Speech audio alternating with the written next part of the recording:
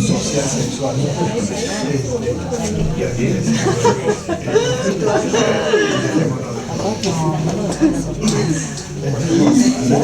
Y ahí sí. Una sociedad Hasta lejos.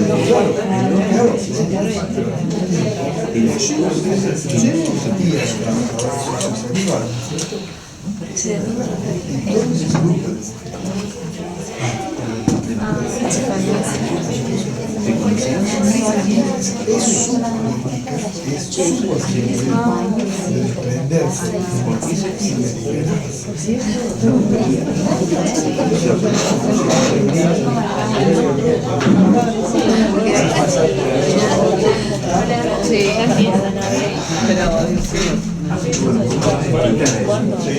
Vamos a pensar. ¿Está listo? Queríamos darle la bienvenida a todos, en general, a vos, Mario, gracias por venir. Contarles que bueno, esto es, no sé, un comienzo de 5 charlas que va a haber a lo largo del año, acá. Esto está pensado dentro de lo que es el espacio 2112, dentro de lo que para nosotros es el grupo de práctica y política institucional, que es un grupo en principio en el que estamos la mayoría de la gente que trabaja en la casa y alguna gente que está por interés. El objetivo de ese grupo es realizar actividades de formación, si se quiere, de apertura de pensamiento, de conexión con gente, con el exterior, con gente que no es de acá, y de difusión principalmente de cuestiones relacionadas a eso, a la práctica y la política institucional, que es lo que nosotros en principio nos convoca. En ese marco, para este año pensamos 5 charlas. Arranca Don Mario, al que todos conocen, ya que están acá. El otro encuentro va a ser en junio, va a ser Rubén Musicante. Vamos a tomar un descanso en las vacaciones y volvemos en agosto. José María Bonpadre, un antropólogo profelica. En septiembre va a estar Carlos Bergliafa y en octubre va a estar Pedro Palón. Bueno, para nosotros estamos muy contentos de que estén acá, tenemos muchas ganas de escucharlo a Mario y ver qué pasa.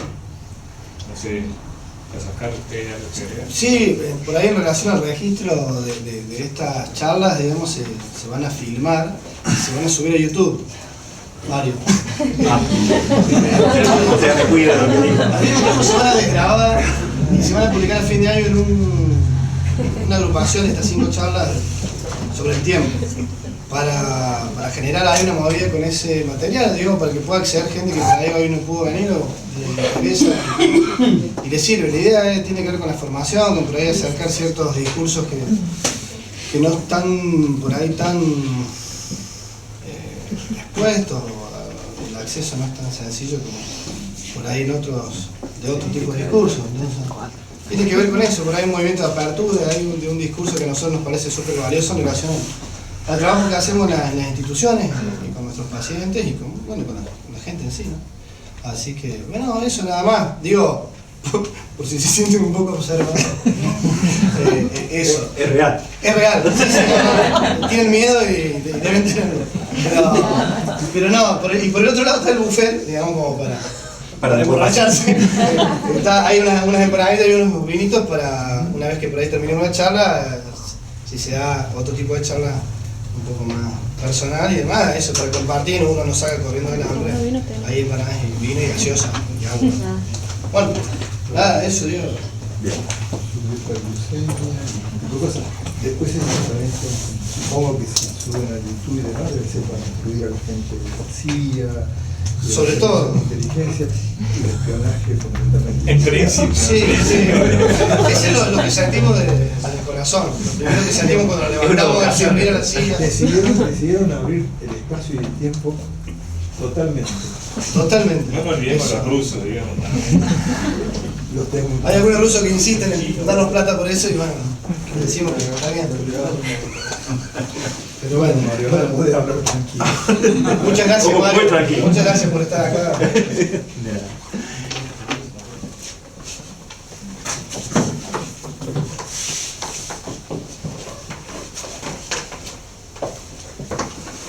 Bueno, vamos a ver si en un ratito puedo hacer un rato le contaba a un amigo, compañero de estudio, un chiste que se me ocurrió anoche para aguantar un poco el estrés. En general, cuando presento algo es en función de algo que yo vengo trabajando.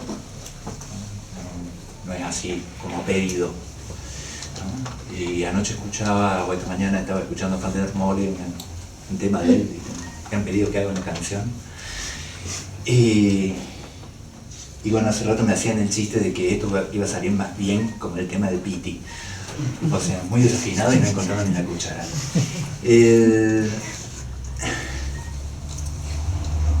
chiste que venía jugando con esto era cómo terminé en esto, ¿no? Comenzando de Ramsés y terminando con Escholle, ¿no? Hablando del tiempo. ¿Por qué digo Ramsés? Porque es muy interesante, si queremos empezar a ver un poco la historia de Cronos, la cronología o la cronometría. Es en el periodo de Ramsés que los egipcios rompen con creando algo nuevo en el tiempo. La semana la tenían, sí, era una semana lunar, un ciclo lunar, ¿no? El año también estaba dirigido por el ritmo también de la luna. Los meses eran lunares, el año tenía que ver con las estaciones, algo que después los griegos le van a llamar time o timé. Eso lo van a tomar directamente el anglosajón para hablar del time, pero los anglosajones del time los relacionan no con el timé griego sino con el cronos griego. Pequeña mezcla. El dios Cronos. Pero volvamos primero a Ramsés. Estos calendarios que eran lunares, muy parecidos a lo que sería un timé griego, ellos agregan en ese periodo las horas. Y ya no son solamente el día y la noche, es algo muy gracioso que hacen los egipcios. Inventan las 12 horas del día y las 12 horas de la noche. Ni siquiera era un día completo, no eran las 24 horas, eran 12 horas del día, 12 horas de la noche. Todo el año. No sé si entienden ese desfasaje. En el verano, donde el día se extendía, seguía siendo de 12 horas. Y la noche, con este ritmo, seguía siendo siempre también de 12 horas. Eso lo toman los griegos. Continúan con esta costumbre, digamos, o esta convención, y la están ligando como convención a Cronos. El tiempo, como consenso, está para los griegos dado por los dioses. Este Cronos, que siempre, y este es un tema muy interesante cuando uno se pone a leer sobre historia del tiempo, Cronos siempre se aliaba a Zeus en la guerra entre los dioses.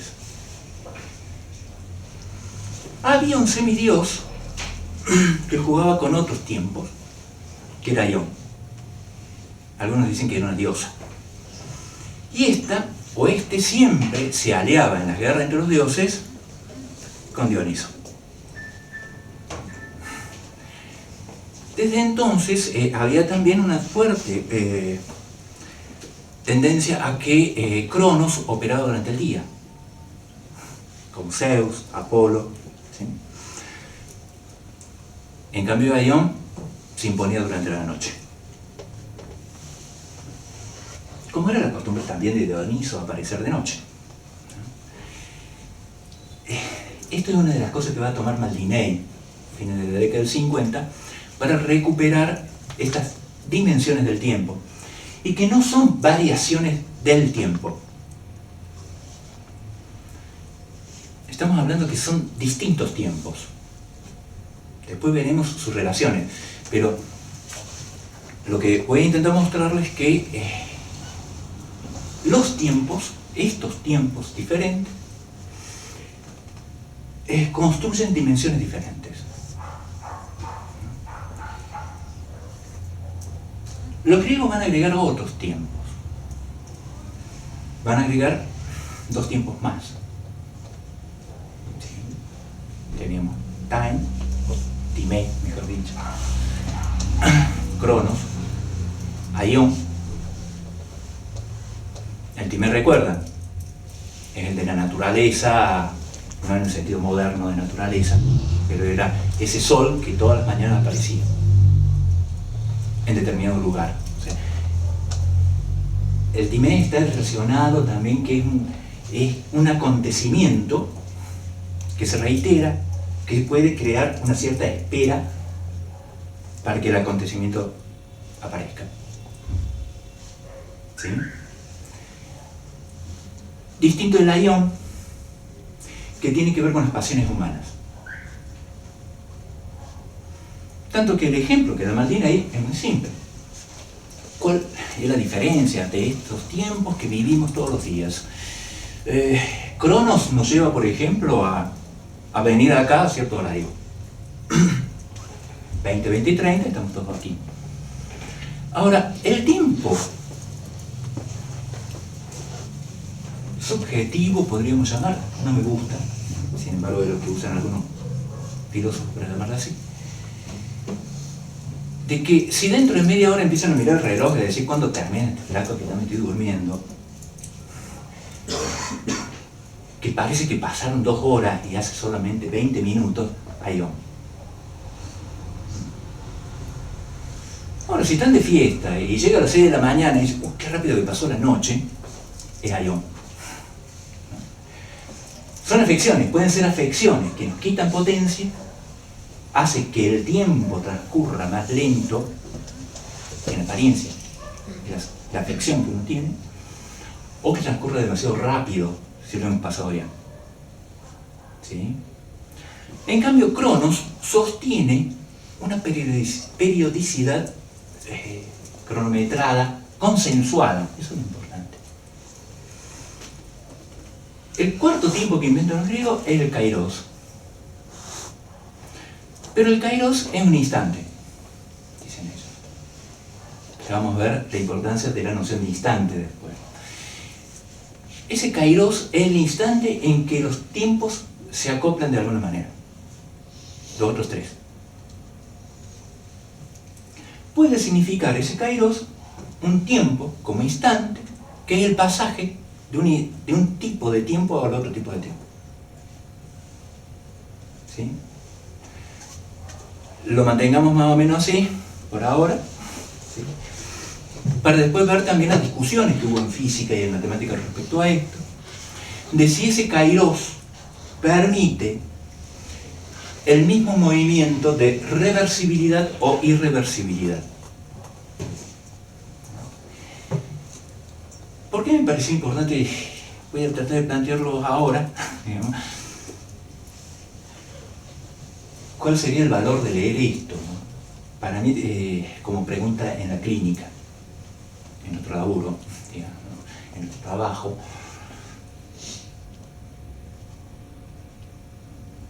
Sin llegar todavía a Lacan, eso lo vamos a dejar para más adelante. Sí, te lo estoy dejando a vos, pero... Pero, en realidad, ¿cómo son estos pasajes? Porque hay otra temática que vamos a ir viendo, de que definimos al tiempo en sí mismo o se define en relación con algo. Eso ya lo vamos a ver también en Leibniz. Leibniz va a insistir de que el tiempo no lo podemos considerar, el tiempo de los hombres, si no es en relación con algo. Porque si no está en relación con algo, el tiempo no existe. y está peleando con ciertas concepciones anteriores de lo que se llama el tiempo absoluto, de los medievales. Un esfuerzo que hace Santo Tomás de Aquino para hablar del tiempo de Dios, de la eternidad. Entonces lo que va a hacer Lenin va a ser toda una operación para sacar a la noción de temporalidad de la eternidad como tiempo místico. Pero me estoy adelantando, ponlo un poquito más rápido.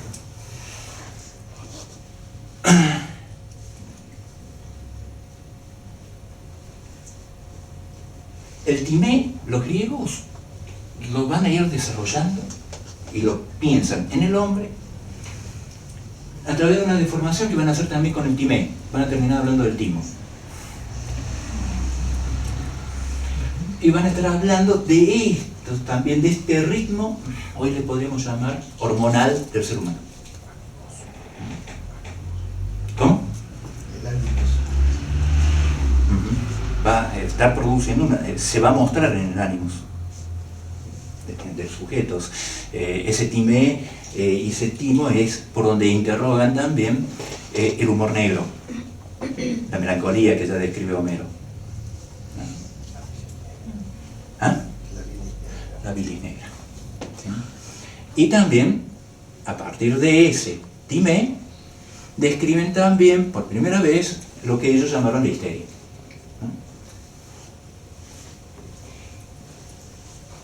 Lo interesante del aion, los griegos lo vinculan a una pasión, la pasión que no fue liberada de la caja de Pandora. El aion nos permite como experiencia adquirir la única pasión que no se contagia entre los seres humanos. Pandora, ¿se acuerdan del mito de Pandora? Hay distintas lecturas. La lectura mística de los medievales es que estaban los males para el hombre. Actualmente, las nuevas traducciones desde el griego directamente están diciendo que son las pasiones. Por lo tanto, hay pasiones alegres y pasiones tristes, diríamos, robándole a Spinoza, que se contagian como pestes entre los seres humanos. El enojo, que ellos le llaman la cólera, el amor. Están todas las clasificaciones, son como 40. Pero hay una que Pandora, cuando se asusta, cierra y queda una pasión encerrada allí, en la caja de Pandora, que es la espera. Eso como pasión ya no se contagia entre los hombres, sino solamente, ellos dicen, la adquiere la sabiduría.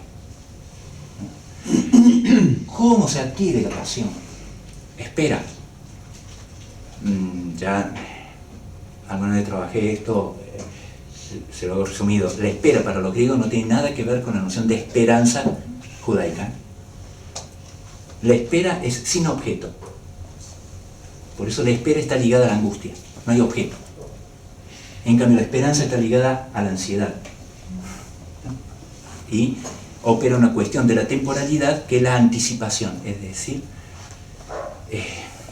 una noción de tiempo cronológico.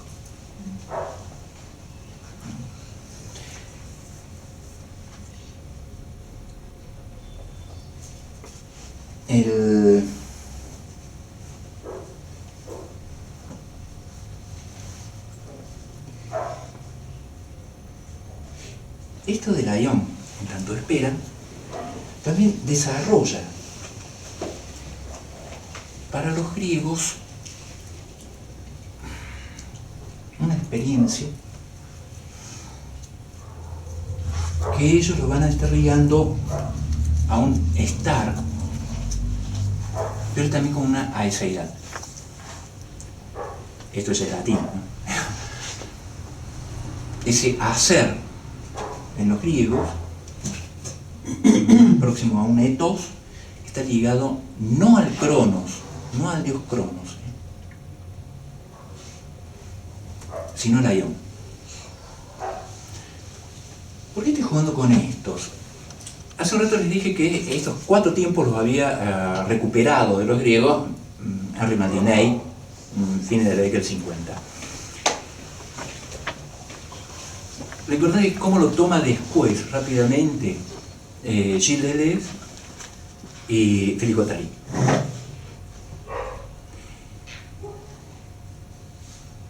Ellos lo toman para también estar hablando o sostener lo que es el discurso mayoritario y el discurso minoritario. ¿Cuál es la temporalidad de un devenir? Y ellos lo van a ligar a Lacan. Lo están ligando siempre a un patos o a una pasión. A diferencia de un Cronos, que siempre adormece a Ion. Esa metáfora, digamos, mitológica de los griegos, siempre están en guerra, Ion y Cronos. No se pueden amigar. Pertenecen, y ahí estoy adelantando algo también, pertenecen a espacios diferentes. Eso es un problema que ya desde Newton empieza a aparecer. ¿Se puede definir al tiempo, seguir definiéndolo en sí mismo? Newton hace una operación distinta a la de Leibniz, y son contemporáneos prácticamente. Newton, para poder trabajar el tiempo, va a plantear como absoluto el espacio. Pero en todo momento ellos van a estar tratando de pensar qué es esto que llamamos tiempo.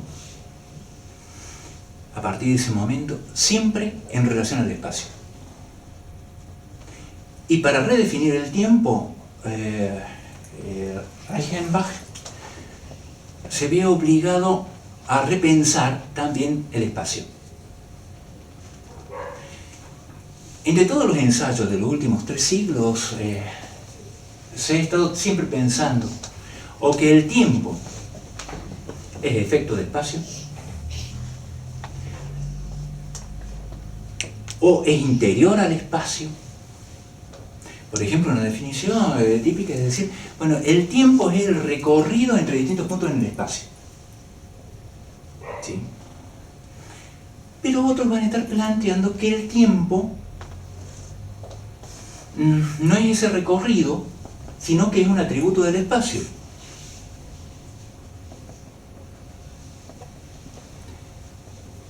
Y lo más interesante de algunos planteos más actuales es que van a ubicar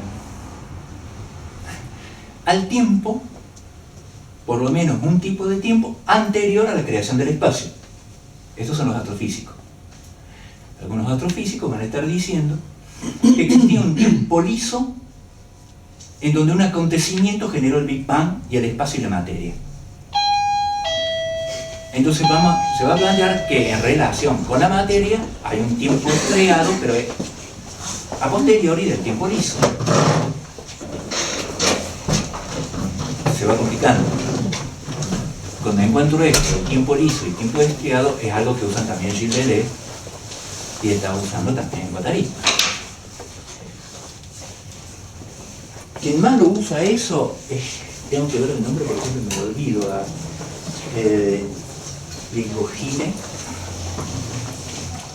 es Ilya Prigogine, premio Nobel de Física.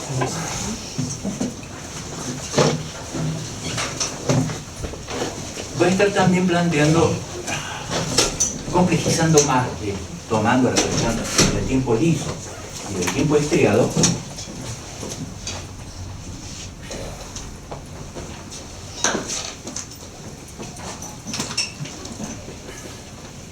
las distintas características de la temporalidad para la física. Por ejemplo, una categoría importante para ellos, según Prigogine, es, por ejemplo, pensar la reversibilidad del tiempo. Y eso hace diferencia de 2 tipos de tiempo. El tiempo macro, no estamos hablando de meramente de volúmenes, ¿no? Sino de cierto nivel de aglomeración, de construcción.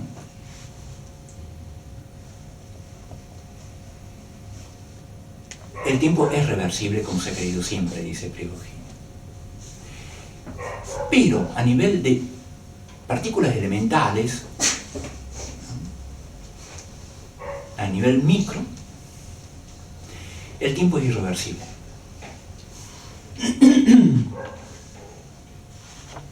No es, volvemos a la cuestión del kairos, eso que les decía antes.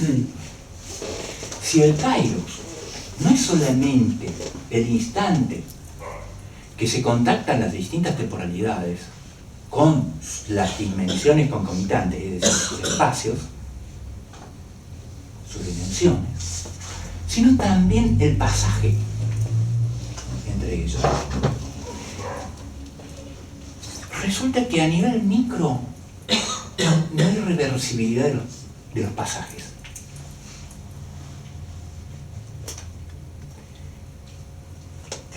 Vuelvo a la pregunta sobre la clínica. ¿Cómo es que uno construye los tiempos? No voluntariamente, sino cómo se expresan, cómo aparecen en la lengua. Según estos distintas experiencias con respecto al tiempo, no voy a decir teorización. No creo que ninguna de estas esté errada. No me pongo a tomar una decisión aristotélica respecto a ellas. Sino parto de una hipótesis de la coexistencia de todos estos mecanismos respecto al tiempo.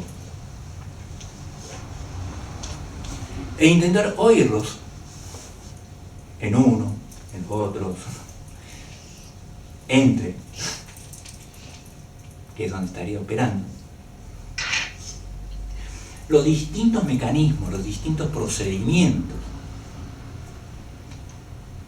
de la relación del tiempo con los espacios. Digo porque cada vez que hablamos, una definición de tiempo es que algo, cualquier cosa, se presente en sucesión. Es una noción de temporalidad, para Leibniz. ¿Y de movimiento también? Eso para él es el movimiento. Por eso digo, el movimiento también para él, claro. Pero tiene que haber secuenciación. Entonces, el movimiento del ion, que no es lineal sino divergente, y muchas veces coexistencial, ese movimiento no entraría en el campo del estudio de Leibniz como tal.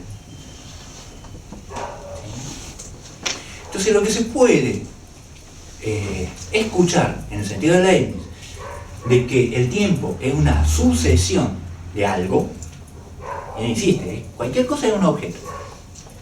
Las palabras también hay en ese punto. ¿No? Porque es un tratado, el trabajo de él es sobre la metafísica de las matemáticas. Es uno de los últimos trabajos de Leibniz.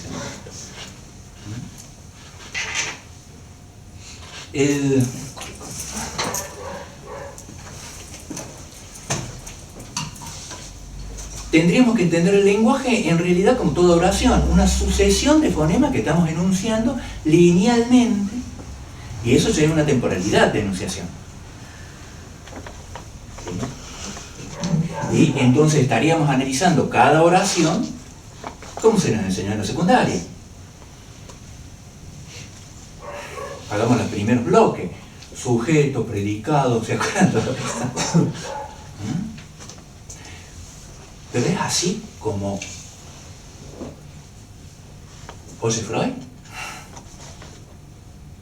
Obviamente hay algo que irrumpe y no cumple con esa seriación, con esa sucesión llamada tiempo para Leibniz. Y la definición de Leibniz, hablando del tiempo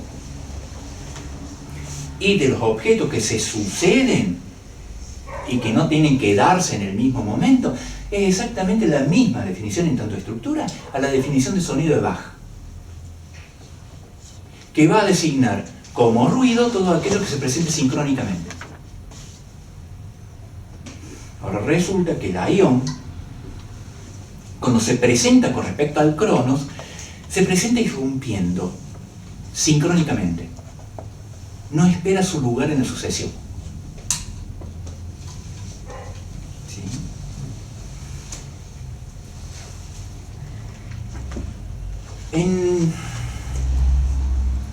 ¿Tenés una filita o algo para paviar con algo?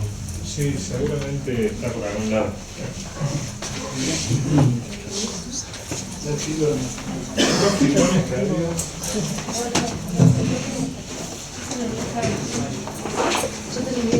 Sí. Yo lo dejé acá. Y así. Ahí está. Habemos fibra.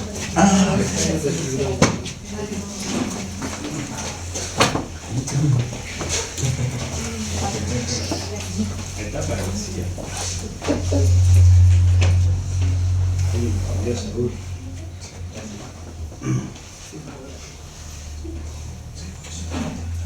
En la Edad Media, en el periodo de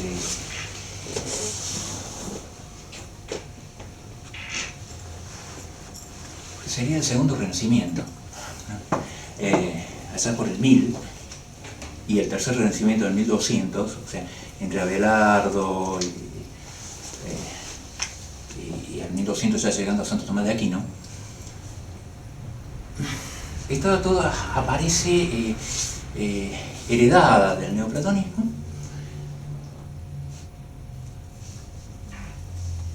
esta cuestión de que la fe, uno de sus componentes era dar cuenta racional de Dios.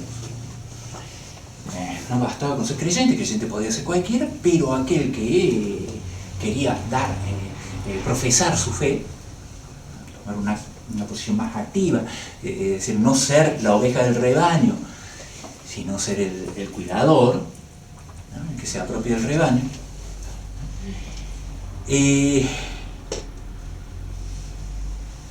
La condición de ser pastor era dar cuenta de su creencia.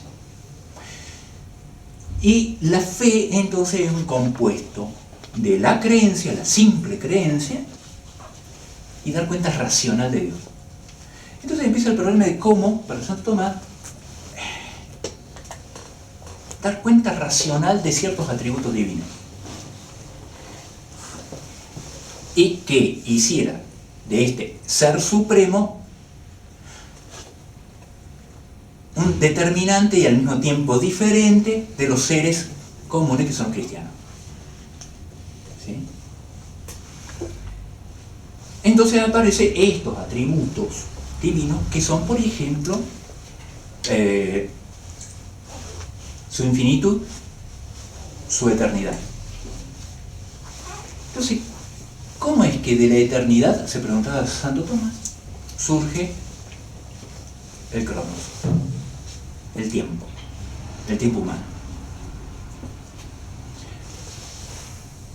Y aparece un problemita ahí. Los franciscanos empiezan también a discutirlo.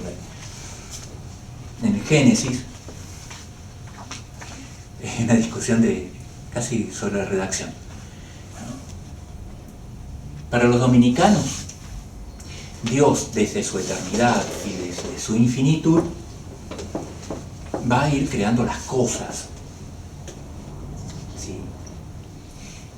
Inclusive al hombre, y luego viene el tiempo. Los franciscanos van a decir, no, pero el Génesis comienza el primer día. O sea, lo primero que hizo fue crear el tiempo, después creó la materia, después creó las cosas. No. Muy graciosa esa discusión. Pero va a llevar a que, por ejemplo, otro dominicano, el Nicolás de Cusano, era Giordano Bruno, al cual le cuesta la vida, va a plantear una noción de límite totalmente distinta a Santo Tomás de Aquino, que era aristotélica, y va a extraer el infinito de Dios. Va a extraer la noción de infinitud divina como algo prohibido para el hombre. el infinito era accesible para el hombre. Lo citan tanto Leibniz como Newton a Giordano Bruno. Eso le llama la atención y es muy gracioso porque en aquella época, con apenas un mes de diferencia, en Inglaterra y en Alemania se publican, y primero lo publica Newton, luego lo publica Leibniz, sus respectivos trabajos sobre el teorema al infinito, del límite al infinito. Generó un despelote que hasta hace ahora 20 años más o menos, recién se resolvió de quién tenía la propiedad intelectual de ese teorema. Pero hacen soluciones distintas. Leibniz, mejor dicho, más que soluciones, parten de una axiomática, de una diferenciación diferente. Leibniz va a plantear y va a reservar para la mística de la época la eternidad. La eternidad como temporalidad divina queda en Dios. Entonces va a trabajar lo infinito como espacio. ¿Sí? En cambio Newton va a trabajar la infinitud volviendo como absoluto el espacio del infinito. Hace un despelote con las matemáticas que es un modelo que jamás se usó. El modelo matemático que hoy en día estudiamos con la L mayúscula del teorema del límite, del infinito, ¿se acuerdan que era la L ahí, esa gigante que tiende al infinito y acá empieza la función? ¿Sí? Es la de Leibniz. Ahora, precisamente Leibniz, para empezar a trabajar el tiempo con respecto al espacio infinito, va a usar esta definición que todavía se usa, esta cuestión de la secuenciación. Se lo voy a leer para que, porque de memoria no la sé. Define el tiempo como el orden de existencias de las cosas que no son simultáneas. Si se dan simultáneas, no podemos hablar de tiempo. Entonces, la definición más corta que va a devenir de él es un orden de sucesiones. Es lo que vamos a tener siempre, no sé si se acuerdan de... si entran en Google y quieren ver algo de historia, se lo presentan siempre en una línea del tiempo. ¿Sí? Esto, por ejemplo, en la historia, ¿hay alguien que estudia historia? ¿No? Puedo decir cualquier barbaridad. Esto es típico de Toynbee.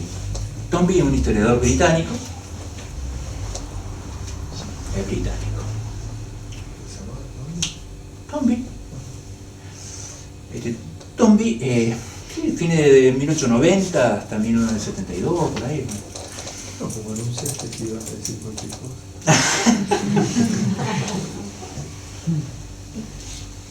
El tipo mandó un laburazo impresionante en Inglaterra, puso a todos los estudiantes de historia de Oxford durante 20 años, los torturó para recoger todos los datos de historia que se tuviera, e hizo su gran enciclopedia de historia, que son más o menos 60 tomos. Tiene todo registrado y ordenado secuencialmente. Ahora, en historia hay grandes discusiones si eso es histórico. ¿Eso hace una ciencia llamada historia? Los revisionistas van a decir que no, y los marxistas menos. Pero, ¿qué pasa con los que siguen a Toynbee? Con su línea de tiempo. Que la línea de tiempo es una garantía de relación de causalidad. En cambio, el marxismo, que insiste en hacer coexistir luchas en el mismo momento, no respeta la relación de causalidad.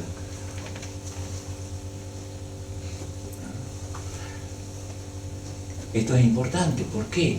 Porque esto está en directa relación también de cómo alguien puede secuenciar una historia. ¿Cómo se produce una significación?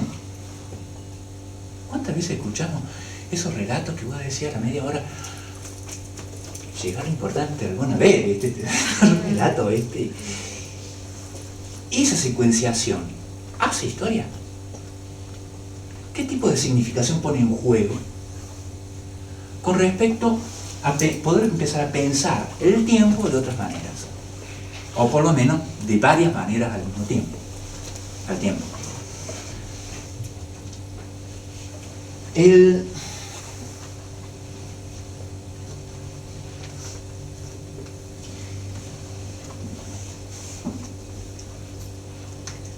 Si el tiempo, en el sentido de Tondi, en esta representación lineal, la línea del tiempo, relación hasta de algunos matemáticos como relación de causalidad.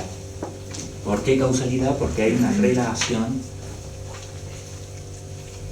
de antes y después. Qué problema, ¿no? Cuando leemos a Lacan y nos empieza a hablar de un objeto causa del deseo que no está antes, que no responde a esta linealidad mal llamada histórica, o exageradamente llamada histórica. Por eso me parece importante a nivel clínico también el tratado o tratar sobre esta cuestión de la temporalidad. La invitación me pareció excelente. ¿Cuántas veces uno compone su propia historia de modo lineal? Cayendo también, por lo tanto, como efecto necesario a querer encontrar para atrás, haciendo cadenas regresivas, reversibles, para explicar un momento determinado.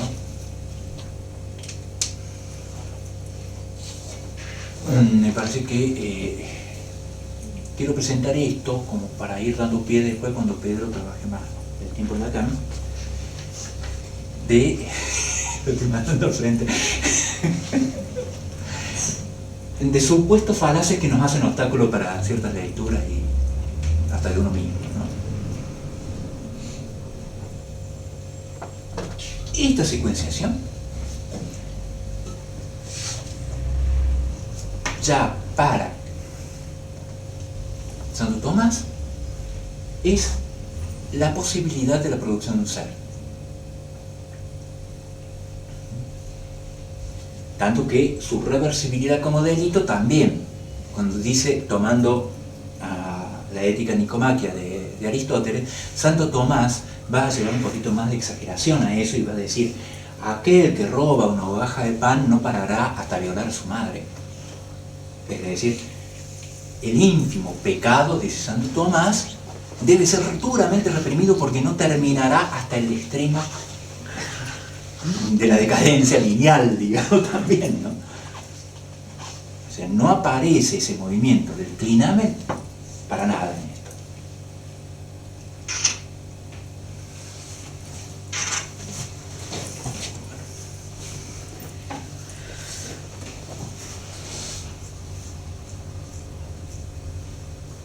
Santo Tomás va a ligar este modo de temporalidad, el cronos, con Parménides. Siendo que el movimiento, por ejemplo, lo pongamos por un rato en pelea exagerada a Parménides contra Heráclito, con los estoicos también, ellos van a trabajar con otro tipo de temporalidad. Y esa temporalidad la van a estar representando, por ejemplo, con el torbellino. En Aristóteles, esa noción de temporalidad coincide con cierto movimiento, el movimiento violento. Hay una cierta intencionalidad con el tiempo. A diferencia de ver que el devenir funcionan con movimientos de torbellino. Ellos lo representan de esa manera. Son representaciones aparentemente muy burdas, ¿no? Pero determinan los modos de pensamiento. ¿No? Porque si Maldini va a insistir con esto, de que el pensamiento racionalista moderno es un pensamiento lineal. A diferencia de lo que él está proponiendo, que el pensamiento debe tender a ser divergente. Las líneas de pensamiento deben divergir entre ellas, separarse, alejarse, no converger en un punto. Para Maldini eso es una tendencia al ser, a la unicidad. El tiempo, desde esta perspectiva, vemos de que no dejan de estar constantemente insistiendo con los efectos que producen en la subjetividad. Según el texto, yo diría, no son efectos subjetivantes, ¿verdad? No hay efectos en una subjetividad, sino que producen también la subjetividad. Arriesga un poco más a estos textos metafísicos. Leibniz va a hacer algo interesantísimo en ese momento. En sus trabajos matemáticos, para poder pensar una metafísica distinta,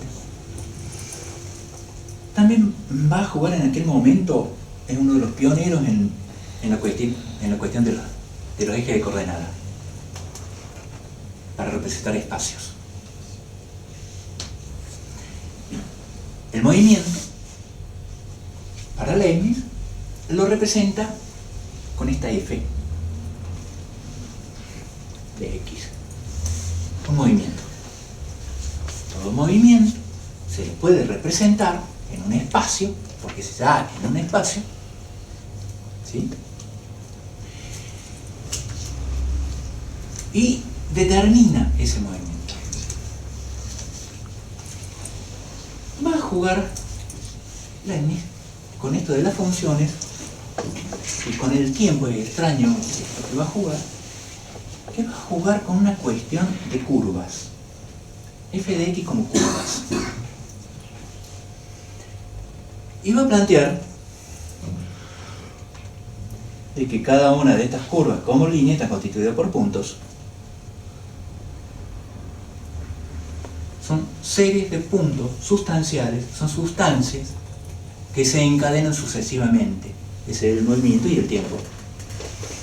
Pero entre una curva y otra, tendiendo al infinito en su límite, hay un punto que le va a llamar punto de inflexión. Que la inflexión cambia la curvatura de cóncava a convexa o al revés. Y él va a decir, ese punto que tiende al infinito es un punto que no tiene sustancia. Ese punto, dice él, es un agujero. Ahora, no todos los puntos son agujeros, porque los puntos que responden a la función tienen sustancia. Son sustanciales. Recuerden lo que es la sustancia. Es la materia formada, aplicada la forma sobre ella. En el Timeo de Platón. ¿Sí? Esa forma domestica la materia. Le impone hasta la ley del movimiento. O sea, la materia deja de responder a su propio movimiento.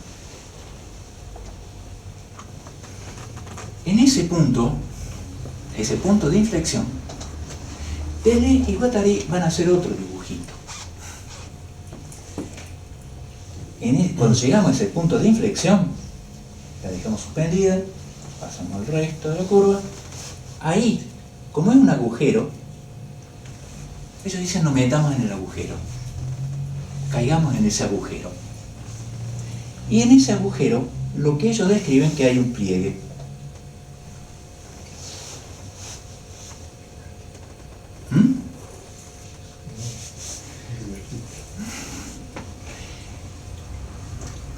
En este pliegue ellos le van a estar jugando, que acá, como le ven, como es efecto de función, este es Cronos.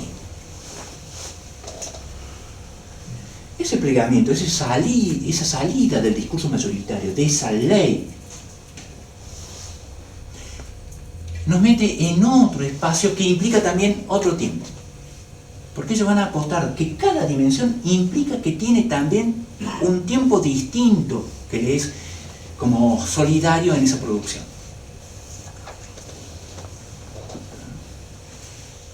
¿Podríamos pensar entonces que imaginario tiene un tiempo, simbólico tiene otro tiempo, lo real otro tiempo? Apure. ¿Sí? Una curiosidad. Al concebir el hueco de esa manera, eso sería un corte sagital Sí. de ese diagrama. Pero entonces no tiene consistencia ese hueco. En este momento todavía no. Por lo tanto, si no tiene consistencia, ¿puede ser considerado un punto? Leibniz lo toma como punto y sí, en la teoría de Leibniz, Sí. digamos, habría una cierta consistencia en función del teorema del límite al infinito. Es algo de lo cual solamente podemos enunciar por aproximación para Leibniz. Y es solamente el modelo matemático que puede dar cuenta de esto. Modélico. O discurso. Pero el recorrido por este tiempo, o por en el interior de un pliegue, es lo que se llama aion.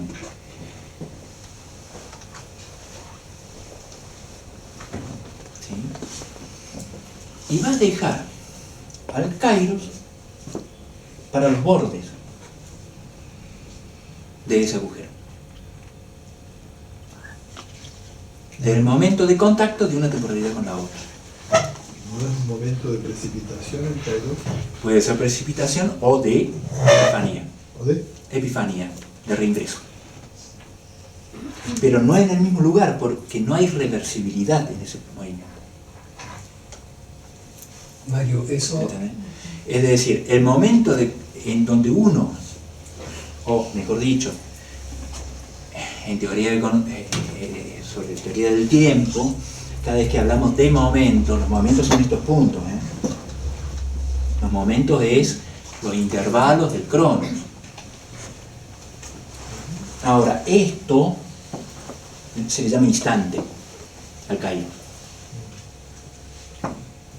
¿Eso rompe la percepción para dejar entrar a la sensación? Así es. Sí. Hay una diferencia perceptual, esto es pura percepción, es ser, el cronos, tanto que usan el término percepción, el tiempo, distinto cuando hablan de un sensorium absolutum. Están hablando de una sensorialidad absoluta con respecto al aion, con respecto a este otro tiempo, que como les decía, que no responde al reloj, sino a la afección. Si la afección es alegre, si la afección es triste, entonces eso nos provee, digamos, un dato sensual del movimiento que se está viviendo. Se me ocurre decirlo de esa manera ahora.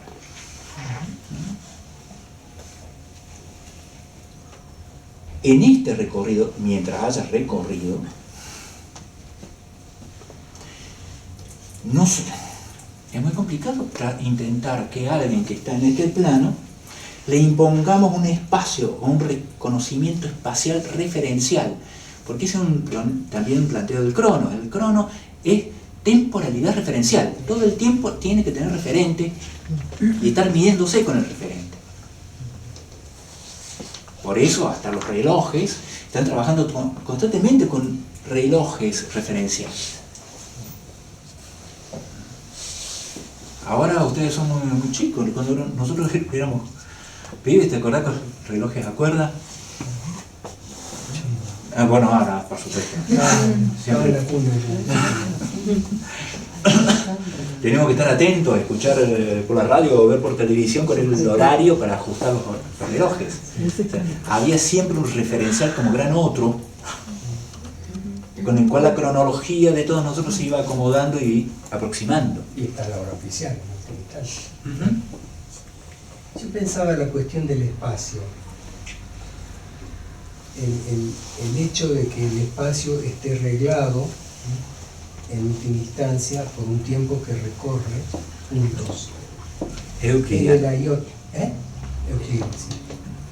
En el ion. Ese espacio es espacio euclidiano. En el ion, ¿de qué espacio se habla? En el punto donde ese espacio se inaugura, digamos, en algo que es distinto del tiempo cronológico y que podría llamarse intensidad en todo caso. Es pura intensidad. Muy bueno, sí.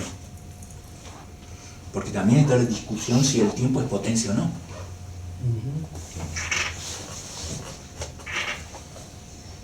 Entonces, hay una dispersión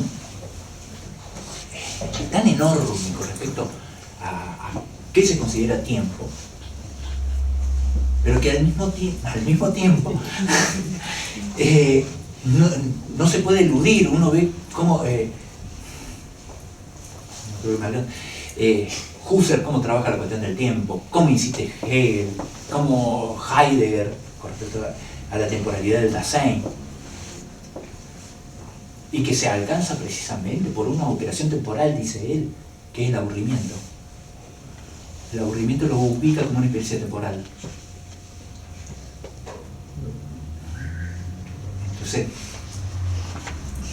como un camino, lo que había hablado con Suzuki, el maestro Suzuki, que dice, ¿por qué plantear tanto la cuestión de la meditación de los orientales si usted ya ha trabajado la cuestión de la meditación en Occidente? El aburrimiento.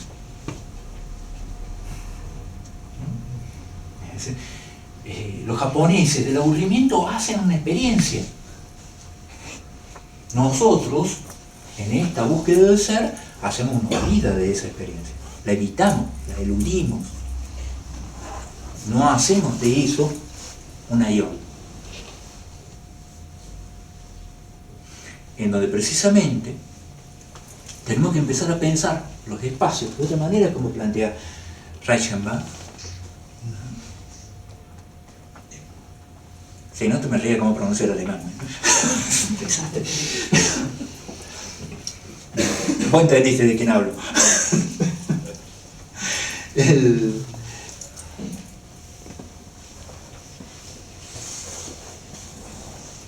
La cuestión esta de cuando Deleuze y Guattari, o a veces Guattari, más que Deleuze, en ese punto me parece que Guattari más insiste, de cómo esto está hablando de ciertas experiencias de la subjetividad. Y pensando, en este caso, si hay una experiencia de subjetividad allí, la subjetividad en puro real.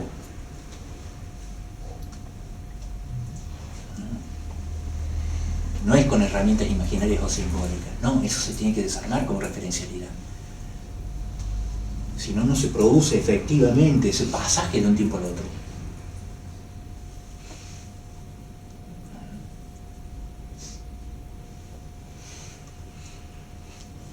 Eso, este jueguito de las supuestas flechas, que increíble cómo joden con eso de la flecha como una escritura. Como en física y en matemática usan la flechita como una escritura, como un modo también de producción de lenguaje sobre el movimiento y el tiempo. Y la linealidad. Y también esto es otro para romper la linealidad. Sí, no, por supuesto. Claro. Y fundamentalmente van a trabajar con esto para indicar En las partículas elementales, me encantó cómo estos matemáticos y los físicos están trabajando con esto. No dejo de recordar el texto de las partículas elementales, de Beck, de cómo está jugando que las partículas elementales con la sexuación, la sexualidad todo el tiempo. No me alcanzó el tiempo de revisarlo para traer algo de eso también acá, pero lo que me parece muy fuerte acá, a insistir, a que quede claro, de que en este punto, acá sí hay reversibilidad para la física, en el Cronos. Se pueden revertir procesos, como en la química. ¿Sí? Pero en este plano, los procesos son irreversibles. No hay reversibilidad temporal sobre el mismo proceso. En todo caso hay que inventar otro proceso que tenga otra direccionalidad. ¿Qué quiero decir con esto? Cuando caímos de algún modo en nuestra vida en esto, tenemos una fuerte tendencia neurótica a querer salir por la puerta que caímos. Es imposible, no hay reversibilidad. Hay que buscar otra. Hay una detención del movimiento si intentamos que haya reversibilidad en un plano donde no hay reversibilidad. Es que reversibilidad es volver a... Claro. Y entonces ya está planteado el camino hacia. Entonces, y lo que me gustó en esto, bueno, que hace mucho que lo vengo leyendo también, es que esto que toman Guattari, un homenaje al querido Uri, al viejo que se nos murió, van a insistir en esto.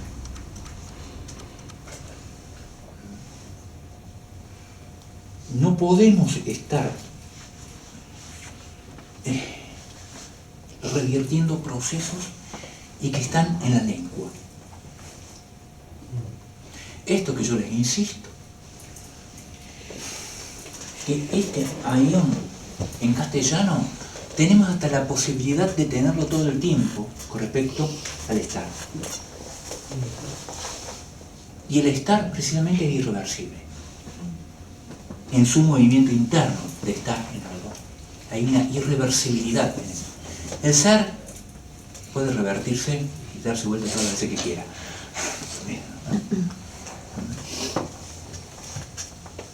Es bastante hipócrita el ser en ese sentido.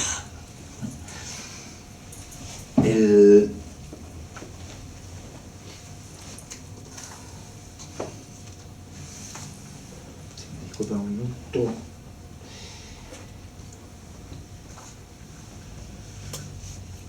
Decía que la definición de Leibniz de tiempo, que es cronológico, que puede ir para un lado o para el otro, que responde a una función,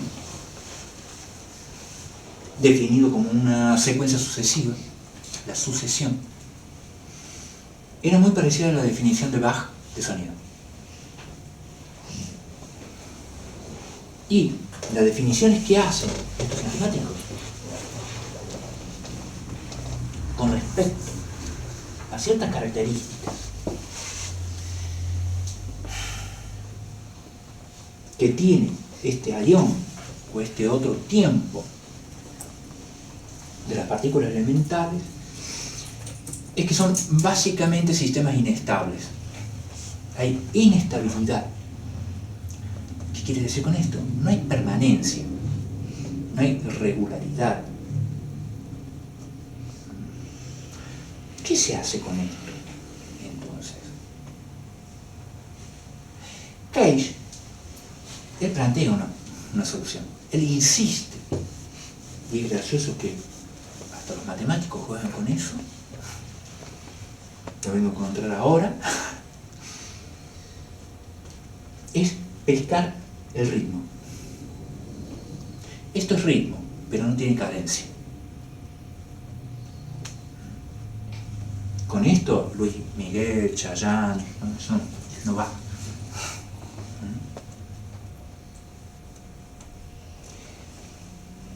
¿Cómo hacemos con pescar el ritmo en el ayuno? Estábamos hablando, vos traías esto de la disolución de la percepción y el alcance de la sensación, o esa caída en la sensación. Obviamente también implica esto que dice también Deleuze, que es decir, claro, para esto, para el cronos, para la percepción, sí, hay oídos absolutos. No es mi caso, para nada. Pero Deleuze va a proponer un nombre para esto. Él le llama oído profundo, intentando buscar un nombre distinto. Ese pescar el ritmo, esa pulsación de la materia. No olvidemos que a todo esto está todo el tiempo también la discusión de aquellos que son defensores del ser, digamos, a ultranza, de que la materia como real es estática, no tiene tiempo. Los físicos, los químicos, los biólogos están peleando hace rato por decir, no, ojo, la materia es pulsante. La materia se mueve, la materia emite signos todo el tiempo. Nos golpea con sus signos. Entonces ahí tenemos tímpano para pescarle el ritmo al signo y no ponernos a interpretar el significado de un signo, que es distinto.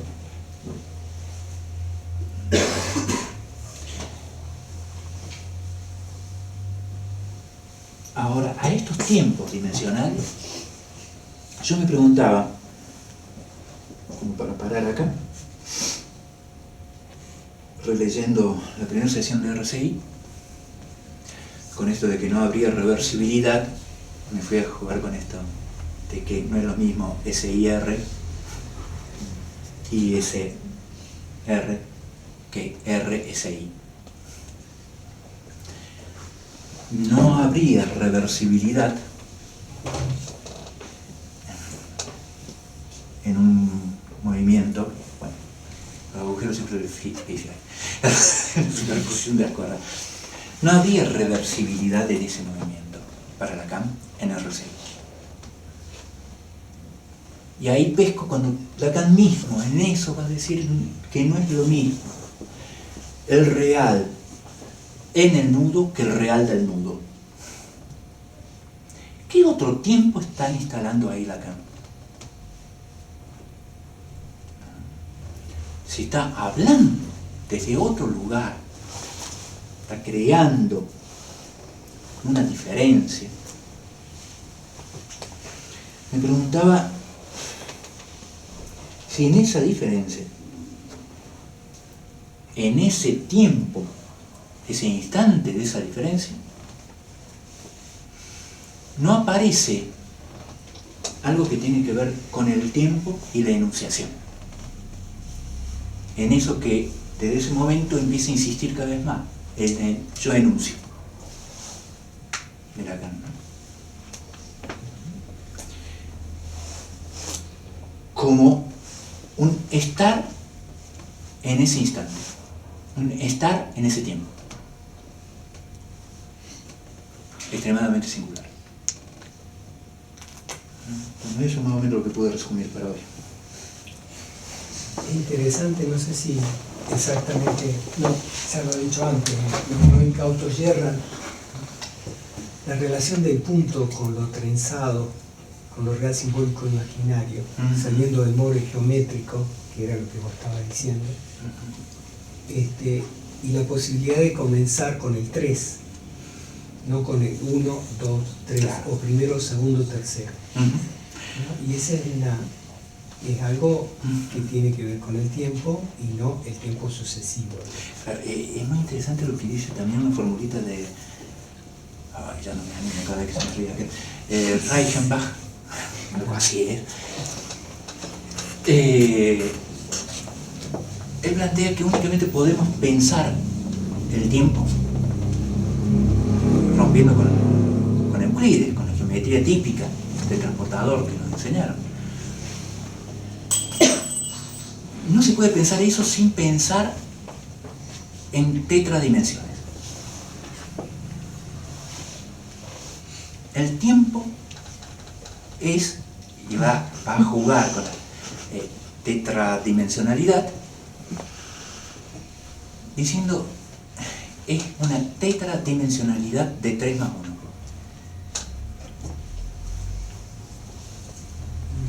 Me sonó tan familiar eso. A esas 3 dimensiones no se las puede pensar sin una que implique el movimiento entre ellas, el pasaje de una a otra como mínimo.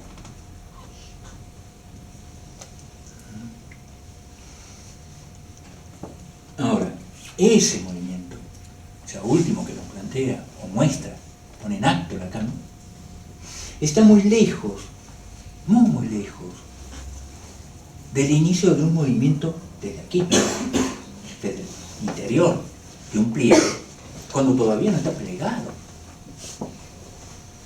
cuando estamos hablando de un estado de locura. ¿Cómo se alcanza un plegamiento? ¿Cómo se inicia un movimiento desde el ion? La mayor parte de todos estos trabajos nos están hablando siempre de cómo alcanzar el ion desde un crono.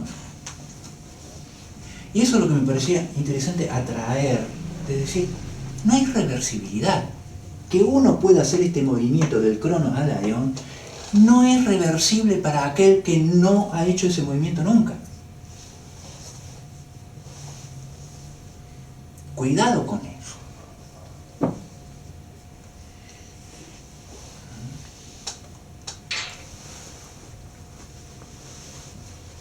¿Por qué? ¿Mm? ¿Por qué cuidado? Estar atento. De no romper el ritmo de aquel que es incipiente desde una reversibilidad nuestra.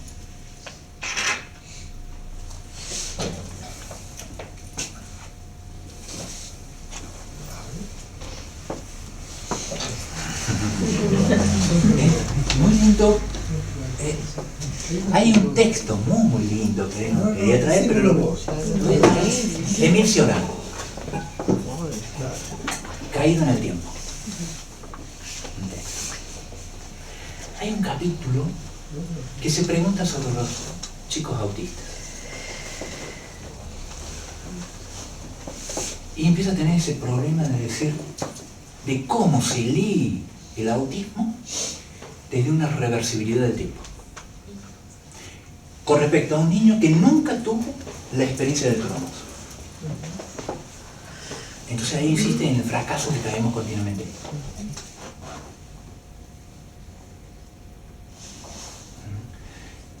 De suspender conocimientos, saberes, etc. Hay un montón de trabajo que realizamos. Suspender nuestra temporalidad. ¿Cuántas veces lo hemos hablado?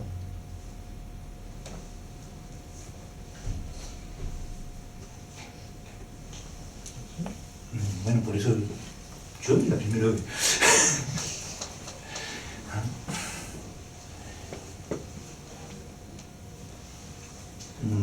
No traigo soluciones, traigo más problemas. ¿Cuántas veces lo hemos hablado o lo hemos experimentado? Oh. El asunto es, yo diría hasta ahora,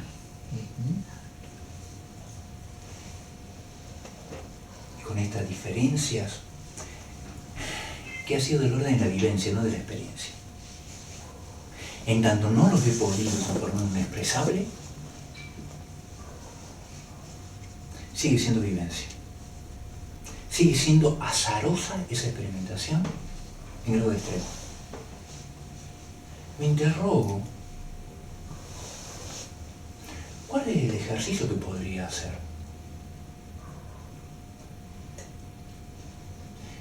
No para alcanzar eso, sino para crear condiciones.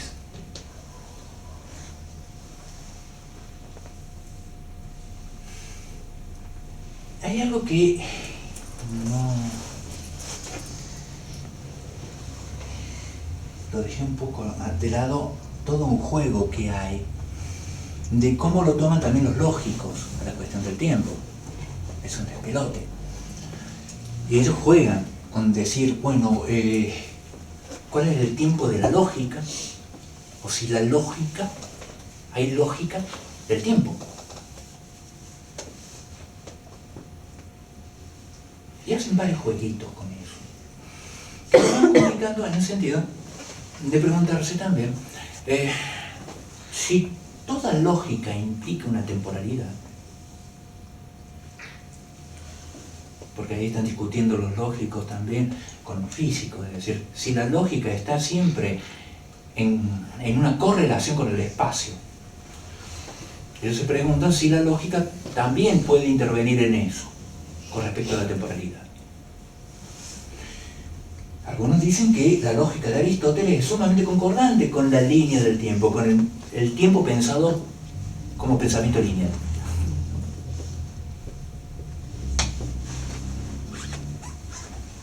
Ahora, por ejemplo, Peirce va a joder con esto, va a jugar con esto. A ver, pongan el ruidito.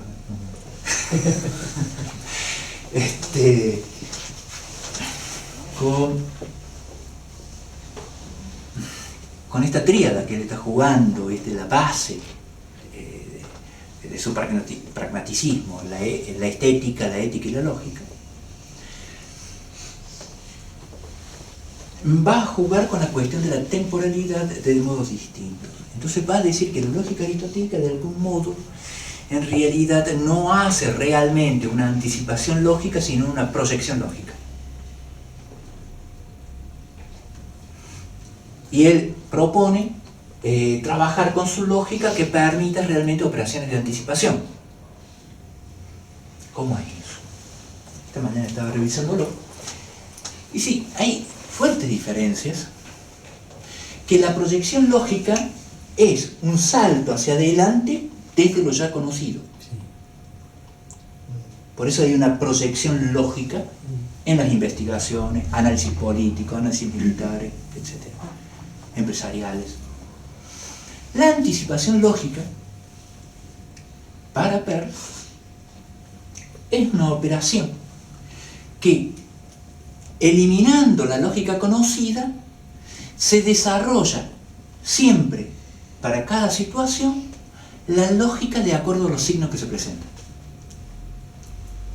Es toda una operación de lectura sobre los signos.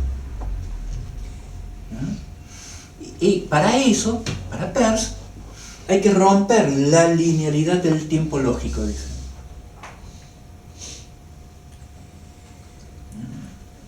Pero siempre es por ruptura, o lo que diría Heidegger, es siempre por destrucción.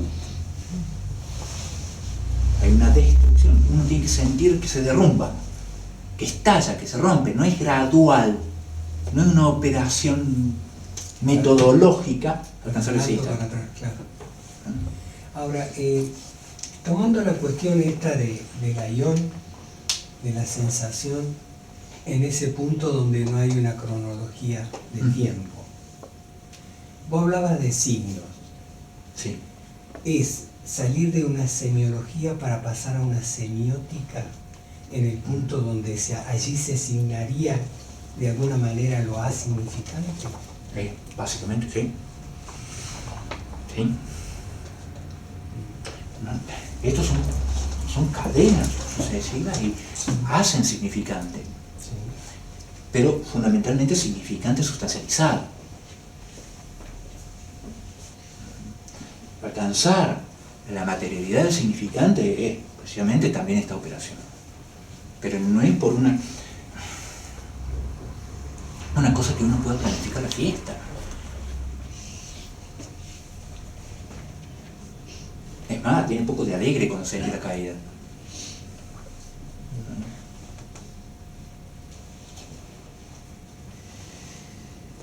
No sé, el resto de los chicos son jóvenes, pero nosotros tres nos suben en la montaña rusa y gritamos y nos desesperamos, macho. Ese vértigo yo no soporto, ahora yo siento que se me rompe el cerebro. Eso es. Porque soy viejo, tengo miedo a una CB.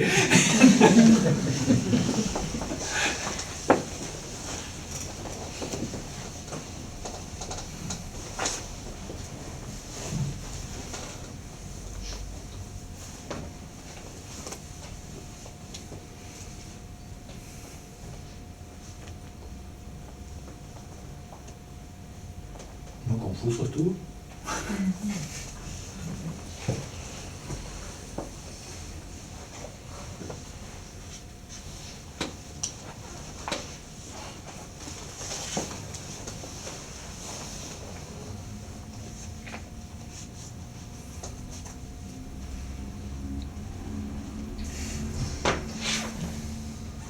El tiempo. Me siento más o menos como vendedor de autos, ¿viste? Te explican todo para confundirte.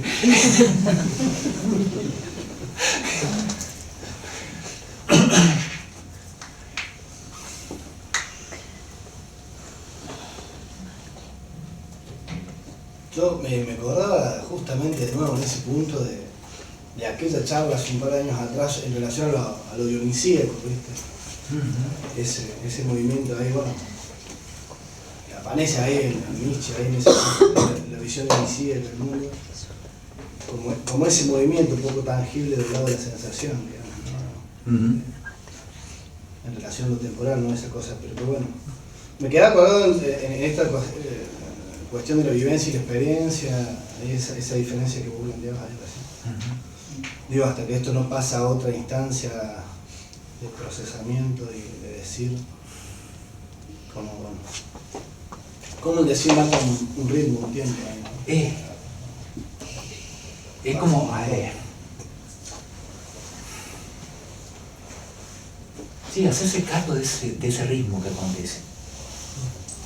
No ir a contrapelo ni resistirse. Por eso no es tan fácil tampoco lo que plantea como experiencia John Cage. Sí, hay que estar dispuesto en movida a aceptar el azar, digamos, ¿no? Sí. Lo cual sabemos que no es tan fácil, que no es para todo el mundo, digamos. Bueno. No es para todo el mundo como uno. Claro. Yo agrego eso. Sobre todo. Sí, hay momentos que uno no soporta el caos. ¿Qué sucede cuando el otro te lo presenta así como estado?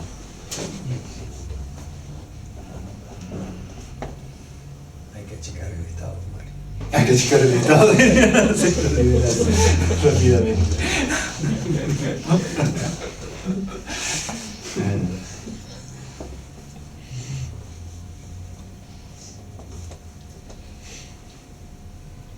Porque se nos arma el problema, esta pregunta que hizo Pedro, la complica, ¿no? Porque esto lo vemos muy planamente en varios sentidos. Porque esto en todo caso podemos reconocer que es una expresión, muestra una situación de alguien, en términos de una liquis, alguien cualquiera, que le sucede esta situación. Pero todavía no he podido hacer un dibujito, un esquema de la relación con un intercesor. En el sentido de lo que es el intercesor para Deleuze, para Guattari.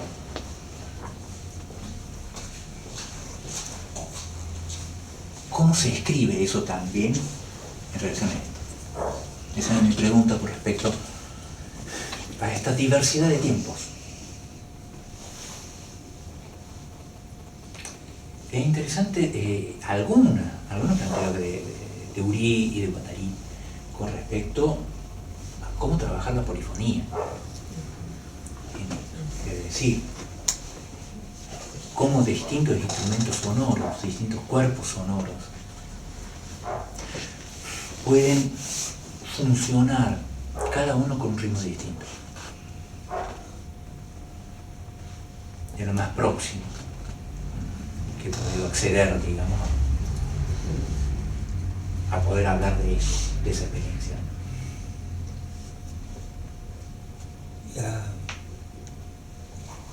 La cuestión de Lacan para hablar del agujero,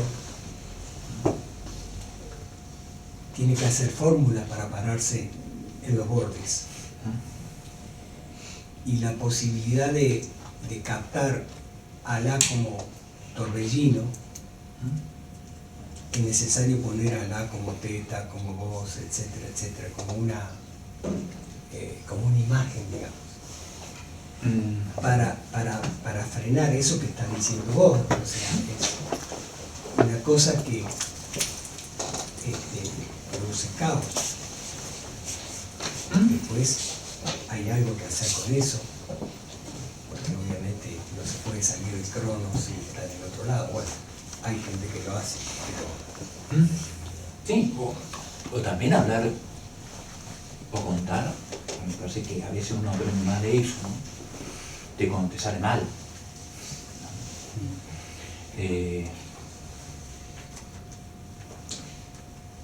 Esta mañana también con esto me reía porque con respecto a esto de la sinfonía pensaba en unas situaciones clínicas y me causaba gracia pensando que justo en la radio estaban pasando a Ciro cantando. Entonces sentía que uno iba por un lado y el paciente con la música iba por otro, ¿no? No sé si ha lastimado el oído Ciro alguna vez cantando. Esa habilidad para desafinar naturalmente que tiene, a veces a mí también me pasa, ¿no? Es decir, no podés pescar y seguir ese ritmo. ¿Qué sucede? ¿Cómo uno sigue? Alguien que una música me decía, y queda mal cuando la banda o el grupo está tocando y uno le está pifiando. Tienen que seguir intentando hasta que enganche. Era su criterio como músico, ¿no?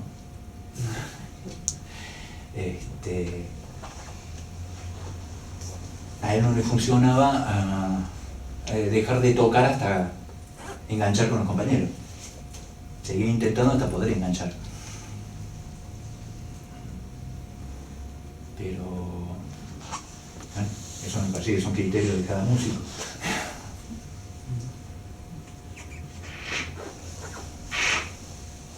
Pero de alguna manera, mi pregunta es, si uno está ahí, con el juego, la respuesta que me hiciste, que tuvo que leer, del piloto. ¿Por dónde anda el piloto? En esa situación, ¿no? En esos tiempos, en ese juego de tiempos, que vemos que no hay un solo.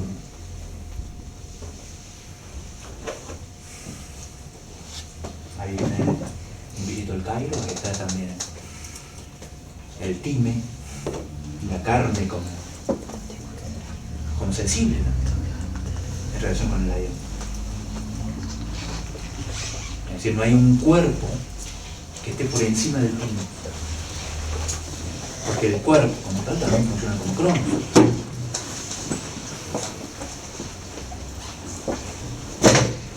Es representacional.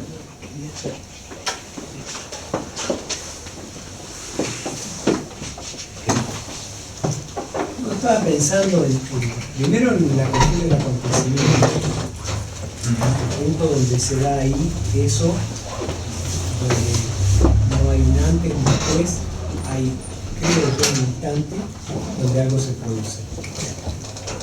Y segundo, en la idea de la sensación como aquello que recorre un cuerpo y hace órganos en relación a esa sensación, como un cuerpo sin órgano, ¿no? En ese punto donde está como el circulito, digamos, donde ahí se producen millones de cosas. Sí, la multiplicidad misma, Sí, la multiplicidad de exacto. eso, sí. Sí. Sí, no. El otro día me decía un filósofo, Yo no tomo la cuestión de la multiplicidad porque eso es muy egoísta. Bueno, no estaba de acuerdo con la cuestión de la multiplicidad, con la cuestión de aquello que, porque él adjudicaba a uno en todo caso, como único, o como en todo caso, como algo egoísta, que cada uno piensa en sí mismo. No tiene nada que ver una cosa con la otra. Que estaba confundiendo el uno con el Sí, ser. sí, por supuesto. Precisamente, por eso hay una escritura diferente de escribirlo con mayúscula o con minúscula. Adquiere toda una especificidad conceptual. Es muy difícil confundirlo con la identidad, por ejemplo, o con el ser. Por lo menos en el plano de la filosofía me parece que son muy claros. Que nosotros lo confundamos, bueno, es aceptable, es perdonable en mí,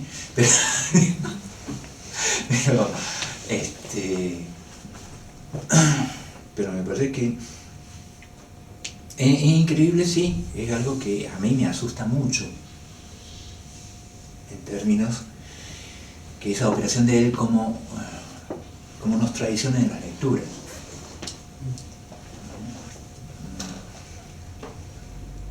Todo el tiempo repensando de decir desde dónde estoy hablando, desde dónde estoy enunciando, desde dónde estoy leyendo un texto. Es decir, hay siempre una operación de lectura que hacemos sobre el concepto. Bueno, ¿qué es lo que yo pongo en juego como operación de lectura? Volvemos a esto. Poder operar como intercesor, eso de pescar al otro en pleno delirio y acompañarlo en eso. No para decirle estás delirando, te corrijo, sino para entusiasmarse, dejarse contagiar por ese delirio. Hay una operación de lectura que uno tiene que efectuar. No se lee sin un aparato. Eso es el lectón de los estoicos. Es incorporal. Es un operador. Ahora, si uno no trabaja de algún modo, y mi trabajo tiende a eso, es decir, ¿cómo me despojo de todos los aparatos que la cultura me provee, me impone, me la vende? O a veces te lo meten en internet como gratis, y un flor de troyano, se apodera de todo lo tuyo.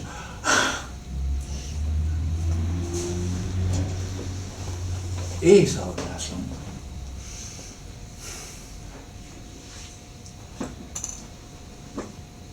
me parece que casi que lo que ahora estoy pensando de otro modo. Creo que estos dibujos no son sobre el discurso del otro, sino más bien las operaciones sobre mi propio discurso, ¿no?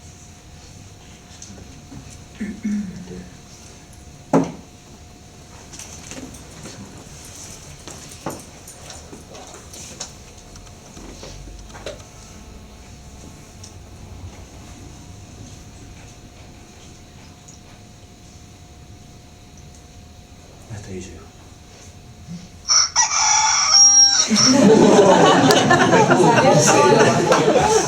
Ya está madrugando.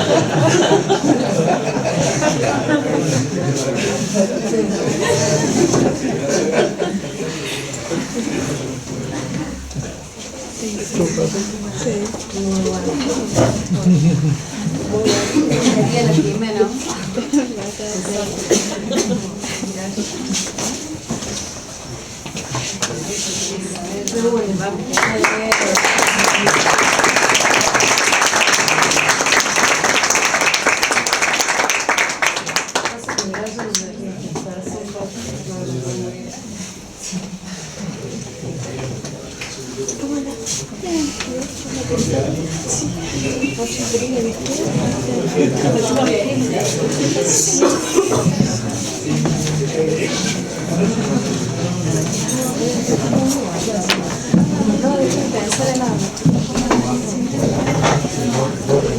No, Pero bueno, estaba más fresco antes. Che, a los que gusten y quieran compartir un rato más, ahí hay unas empanaditas calabritas, unos vinitos. En Santiago,